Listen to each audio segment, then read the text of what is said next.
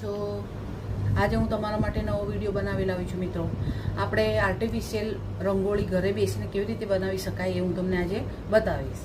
મારી પાસે રંગબેરંગી ઊન પડ્યા હતા, એમાંથી મેં બનાવ્યું છે. તમારે અગર તમારી મનપસંદના ઊન જોતા હોય તો તમે લઈ શકો છો. સૌ પ્રથમ મેં બધા અલગ અલગ કલરના ગોળ ગોળ રાઉન્ડ શેપમાં મેં ફૂલ બનાવી લીધા છે, 3 કલરમાં.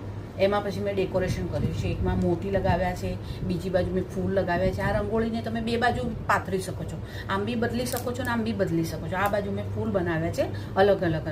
એવી રીતે ફૂલ બનાવી ગોળ ગોળ રાઉન્ડમાં, અને પછી વચ્ચે મોટું ફૂલ બનાવી ને બધા રાઉન્ડ શેપમાં એમને જોઈન્ટ કરી દીધા છે. એ પછી મેં એમાં વચ્ચે મોતી લગાવીને ફૂલ બનાવ્યા છે. તમે ફૂલ બનાવી શકો છો, અથવા રેડીમેડ કોઈ બી સ્ટોન અથવા જે તમારી પાસે મટીરિયલ હોય એ તમે લગાવી શકો છો.